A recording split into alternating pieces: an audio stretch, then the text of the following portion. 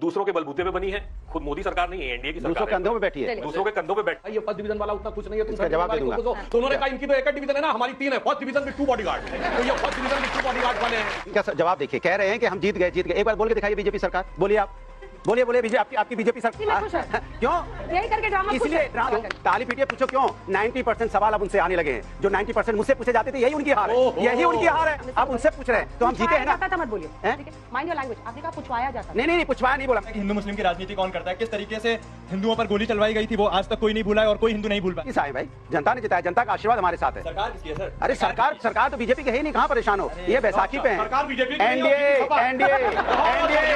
मैं जवाब दे दूं तो आपकी कोशिश पे भी नहीं मिलेगा। अभी देखिएगा कैसे मेन रोड से नीचे से धीरे उतरेंगे, फिर धीरे साइड से भाग जाएंगे। नहीं वो तो भारतीय जनता पार्टी करती है, बात छोड़ना, सरकार बनाना, सत्ता की मलाई खाना इनकी आदत बात करें तो भजन, मैं अपनी बात कह लूं, भजन गा रहे थे। अरे अपनी जय हिंद दोस्तों, स्वागत है आप सभी का आपके अपने YouTube चैनल इंडियन है भारत की एक और नई वीडियो में।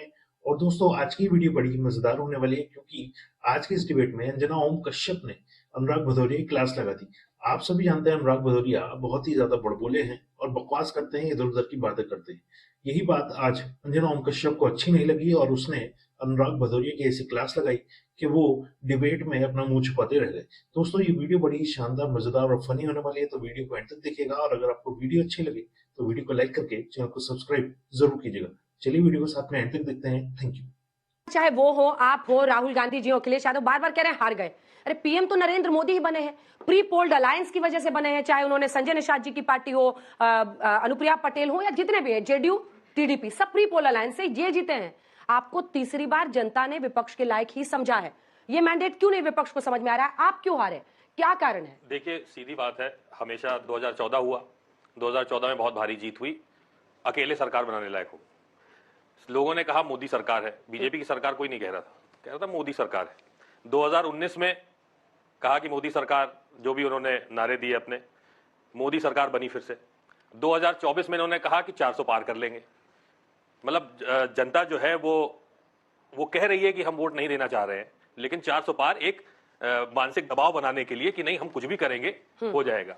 जहां तक संविधान की आपने बीच में बात करी थी, संविधान की ऐसी बात है कि विपक्ष के कार्यकर्ता समाजवादी के हों, हमारे हों, आम आदमी पार्टी के हों, नेता हों, कार्यकर्ता हों, पूरे चुनाव पीरियड में ऐसा कोई दिन नहीं गया जब पुलिस उनके दरवाजे ना जाती हो, डराती ना हो, धमकाती ना हो।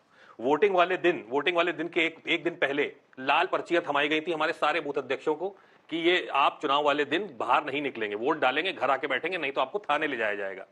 और वही हुआ, माने नहीं, कार्यकर्ता थे, उन्होंने कहा कि हम तो कार्यकर्ता हैं, हमको लोगों को वोट करने निकालना है।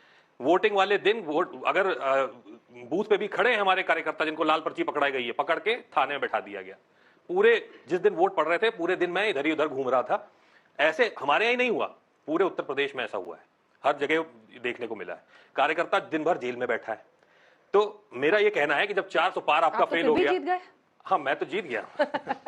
नहीं हम लोग जीत गए तो हारे ही है ना। हम लोग 43 लाए, वो 33 पे हैं, और आप कह रहे हो जीत गए, यही तो दिक्कत है। अगर आप 400 पार की बात करें, सरकार तो उन्हीं की बनी, अखिलेश बाबू सरकार क्या दूसरों के, अरे उनको बोलने दीजिए, जो घुटनों के बल रहे हैं, बोलने दीजिए, साथी का साथ दे रहा हूँ, साथी का ही साथ दे रहा हूँ। आपने कहा बन गए, आप कंधे पे, दूसरों के कंधे पे बैठे हैं। मैं याद दिला रहा हूँ उनको कि दूसरों के कंधे पे बैठ के चल रहे हो। मैं कह रहा हूँ, लेकिन 2024 राहुल गांधी भी कहते थे 295, बहुत सीरियस होकर उन्होंने कहा था उस दिन कि 200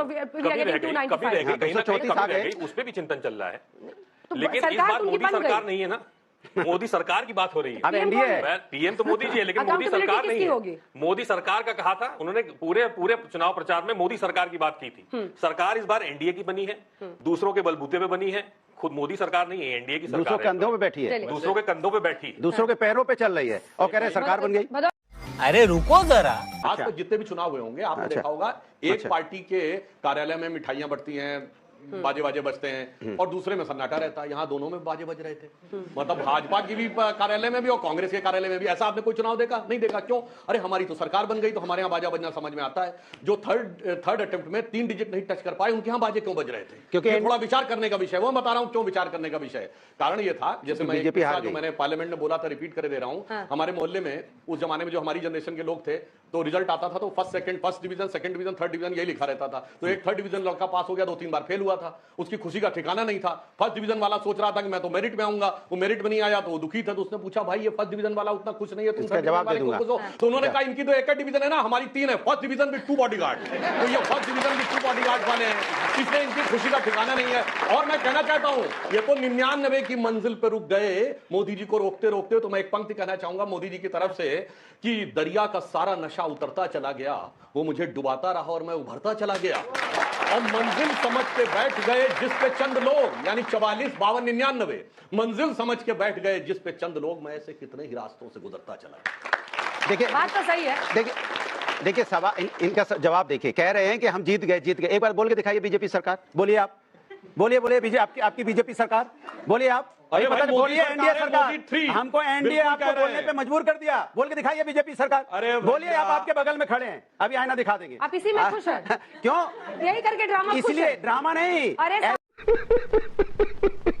मेरा आपसे सवाल है, जैसे कि बीजेपी अयोध्या से हार गई, तो क्या इसके कारण ये भी हो सकता है कि बीजेपी के अंदर ही फूट हो गई है? क्योंकि हमने देखा कि बीजेपी वाले लोग ही सपा को वोट करने जा रहे हैं। और एक सर आपसे एक सवाल है कि आपने 99 सीटें जीती मिलकर, किंतु क्या आप उस पर मिलकर कांग्रेस ने 99 जीती है, इन्होंने जी आपने गठबंधन, लेकिन क्या आप अब ईवीएम पे सवाल नहीं उठाएंगे?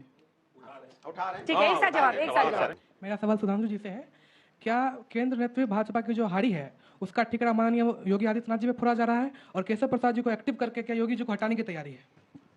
सर मेरा पूरा सवाल जो है सरकार और विपक्ष दोनों से है। सर अगर दोनों ही अब सेम लेवल पे ही आ गए हैं, दोनों की मतलब मत एक ही बराबर में है, तो क्या सर अगर यूसीसी जो कि अभी डिमांड है देश की, वो अगर आता है या कोई ऐसा आता है प्रस्ताव जो कि देश के हित में है, तो क्या वो विपक्ष बिना कुछ कहे या बिना कोई पॉलिटिक्स को शामिल करे उसे मतलब बढ़ावा देगी? ठीक है। आखिरी का एक सवाल। मेरा सवाल बीजेपी से मेरे को ये पूछना है कि उनको नहीं लगता कि धर्म की राजनीति से ऊपर उठकर कोई बातें और करनी चाहिए, शिक्षा, संस्कार, रोजगार, युवाओं की बातें करनी चाहिए? आपको नहीं लगता अभी एनटीए पे जिस तरीके के आरोप लग रहे हैं, मैं सीयूटी एस्पिरेंट हूँ, सीयूटी यूजी का रिजल्ट 30 जून को डिक्लेयर होना था, अभी 15 जुलाई 18 जुलाई हो गई, उसका रिजल्ट नहीं आया, युवा वेट कर रहा है, कैसे? अच्छा एक बार ताली पीटने पूछो क्यों, ताली पीटिए पूछो क्यों 90% सवाल अब उनसे आने लगे हैं। जो 90% मुझसे पूछे जाते थे, यही उनकी हार है, यही उनकी हार है। आज जनता सवाल उनसे पूछ रही है, हमसे नहीं पूछ रही है, क्योंकि सवाल का जवाब आपको देना है। आप सत्ता में हो, और पहले क्या करते थे, विपक्ष से सवाल पूछवाते थे, विपक्ष सवाल देगा, सत्ता में होंगे जवाब विपक्ष देगा। आज हम जीते हैं। प्रॉब्लम क्या है ना, क्या दिमाग में कुछ सोच के क्या सोच के लगते हैं? अरे ये बच्चे हैं, बच्चों ने सवाल किससे पूछा? पहले मुझसे पूछते थे ना, अब उनसे पूछ रहे हैं, तो हम जीते हैं ना। मत बोलिए, ठीक है, माइंड योर लैंग्वेज। आपने कहा पूछवाया जाता था। नहीं पुछवाया नहीं बोला मैंने, पूछा जाता था। नहीं पूछा जाता था, पूछवाया नहीं बोला। गलत बात नहीं, भावना जो भी पूछा जाता था, नहीं पूछवाया नहीं, और पूछा जाता था। अरे पूछा जाता था, पूछवाया नहीं बोला मैंने। मिस्टर भदौरिया प्लीज, लगातार पूछा जाता था। देखिए इतने बड़े चुनाव में, जो दुनिया का सबसे बड़ा चुनाव था, यदि हमें कुछ राज्यों में, जहां पे हमारे मुख्य रूप से 3 राज्य, उत्तर प्रदेश, बंगाल और महाराष्ट्र, जहां हमें आशातीत सफलता नहीं मिली है, अब इसको केवल 1 या 2 व्यक्ति या 1 या 2 कारण पर तय नहीं किया जा सकता। इसका निष्कर्ष व्यापक विश्लेषण के बाद किया जा सकता है। पार्टी उस प्रक्रिया में चल रही, मैंने पहले भी बोला था कि वो हो रहा है। अब नीट और एनटीए के संदर्भ में यह कहना चाहूंगा, सरकार उस पर पूरी संवेदनशीलता के साथ काम कर रही है, क्योंकि मामला सर्वोच्च न्यायालय में विचाराधीन है, और जो सर्वोच्च न्यायालय का डिसीजन होगा उसको हम अक्षरशः इन लेटर एंड स्पिरिट इंप्लीमेंट करने के लिए प्रयास करेंगे। तीसरी बात, जो धर्म वाली बात कही गई, तो सिर्फ 2 फैक्ट बोलता हूं, बाकी लोग अपने आप तय कर लें। एक हिंदी में कहावत होती है, खुला खेल फर्रुखाबादी। तो फर्रुखाबाद के कैंडिडेट ने बोला था वोट जिहाद।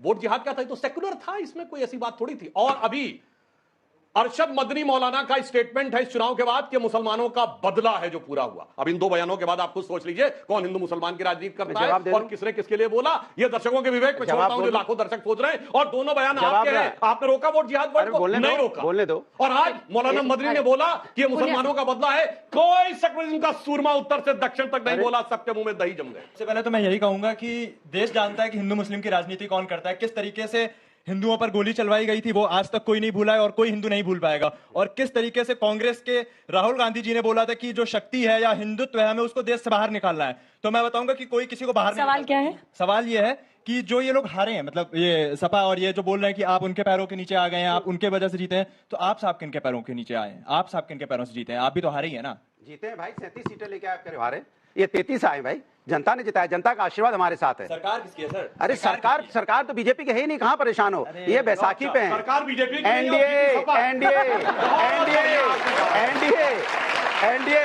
एनडीए बोलो ना, क्यों नहीं बोल पा रहे हो?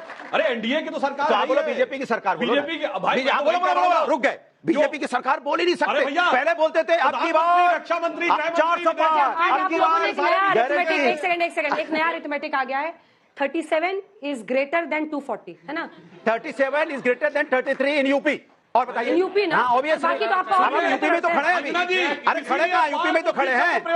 अच्छा कहाँ खड़े हैं, कहाँ खड़े, यूपी में ही खड़े हो। पार्टी से है कि समाजवादी पार्टी बोलती थी कि बीजेपी तोड़फोड़ की राजनीति करती है, अखिलेश बोलते हैं आप 100 विधायक तोड़ के लाओ, सरकार बनाओ, उसको सफा समर्थन करेगी, तो अब इस पे क्या बोलना चाहेंगे? तो पहले सवाल का कोई जवाब मिला? वैसे मैं बताऊं, मैं जवाब दे दूं तो आपकी कोशिश पे भी नहीं मिलेगा। अभी देखिएगा कैसे मेन रोड से नीचे से धीरे उतरेंगे, फिर धीरे साइड से भाग जाएंगे आगे। नहीं, वो तो भारतीय जनता पार्टी करती है। सुनिए, जो आपने बोला वो भारतीय जनता पार्टी करती है। महाराष्ट्र में सरकार बनाने वाली पार्टी नहीं, पार्टियों को भी आपस में दो भाग में बांट देती है सत्ता बनाने के लिए। और सिर्फ वहीं नहीं, बिहार में भी यही काम किया, मध्य प्रदेश में भी यही काम किया, और इन्होंने यही काम किया था गोवा में। पार्टी तोड़ना, सरकार बनाना, सत्ता की मलाई खाना इनकी आदत है। बात करें तो भजन, मैं अपनी बात कह लूं, भजन गा रहे थे। अरे अपनी